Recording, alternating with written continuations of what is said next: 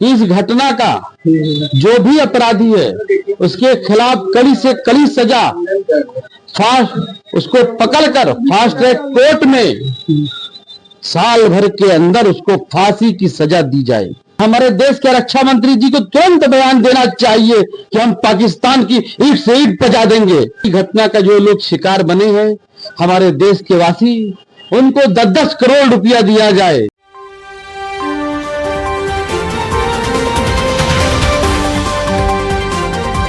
अस्सलामुअलैकुम, मेरा नाम है मकबूल अहमद और आप देख रहे हैं बनारस की आवाज न्यूज चैनल। इस समय हमारे साथ जुड़ चुके हैं इमरान अहमद बबलू साहब और बात करेंगे कि जो अभी हाल ही में आतंकी हमला जो जम्मू कश्मीर में पहलगाम में हुआ है, इसको लेकर सियासी सरगर्मी बहुत तेज हो गई है। इसको लेकर भारतीय जनता पार्टी कुछ लोग जो ट्विटर और फेसबुक पर लिख रहे हैं कि ये धर्म पूछकर, जाति पूछकर नहीं, धर्म पूछकर मारा गया है और इस हमले को हिंदू और मुसलमान का रंग दे रहे हैं।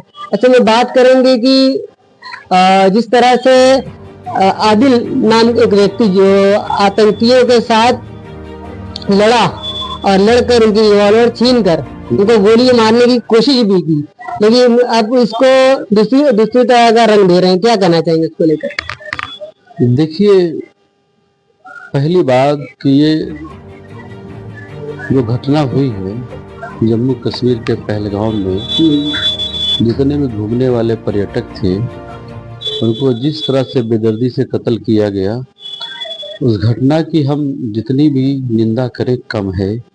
बड़े अफसोस की बात है, बड़े शर्म की बात है और ऐसे लोगों का समाज में कोई स्थान नहीं है, न कभी रहेगा। और जो व्यक्ति किसी को भी मारता है या किसी की भी हत्या करता है, उसका किसी भी धर्म में कोई स्थान नहीं होता। पहली बात आप ये जान लीजिए। आप एक को मारिए चाहे 10 को मारिए, वो आदमी एकदम नीच होता है और नीच आदमी का कोई धर्म नहीं होता।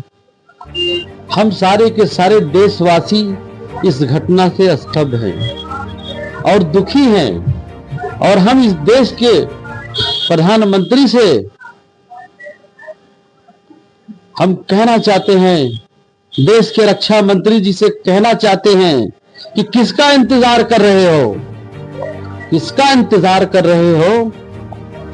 अगर आपको लगता है कि इस घटना को फला मुल्क ने अंजाम दिया है तो किसका इंतजार कर रहे हो।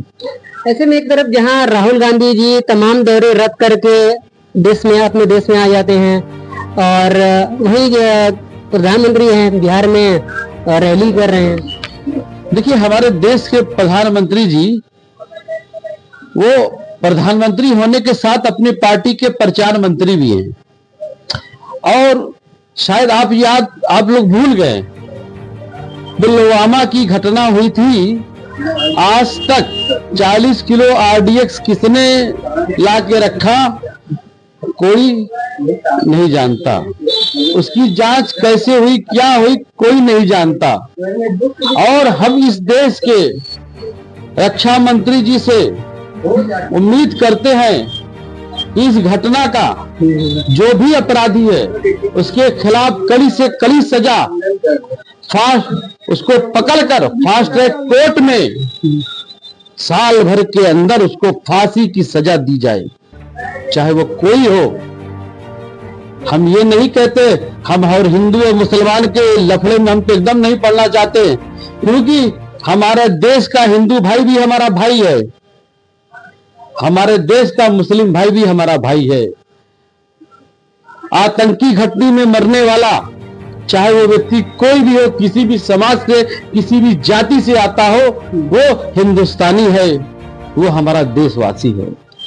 ऐसे में इस बीच हमारे देश के रक्षा मंत्री राजनाथ सिंह है, वो लापता हैं। उन्होंने भी कोई प्रेस कॉन्फ्रेंस नहीं की, उनका वो सामने नहीं आए। ऐसा क्यों? देखिए, ये तो बेहद शर्मनाक बात है जब आप कह रहे हैं कि पाकिस्तान के लोगों की साजिश है, तो हमारे देश के रक्षा मंत्री जी को तुरंत बयान देना चाहिए कि हम पाकिस्तान की ईंट से ईंट बजा देंगे। किस चीज का इंतजार कर रहे हैं आप लोग? क्या आप वहां के अधिकारियों को फिर से बुला के जांच करवाएंगे क्या कि ये आपके ही अपराधी थे, ये आपके ही आतंकी थे? इसको साबित करने के बाद आप सामने आएंगे क्या? किसका इंतजार कर रहे? मुलाकात करें और इस दुख की घड़ी में उनको ढाढ़स बसाएं। और जो लोग मारे गए हैं, ये हमारे देश की मिलिट्री की, आईबी की निकम्मापन है।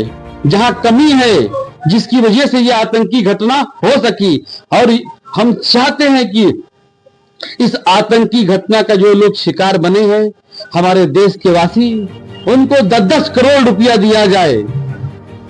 ठीक ठीक, बहुत अच्छा लगा बात करके। हम बात कर रहे थे इमरान अहमद बबलू साहब से।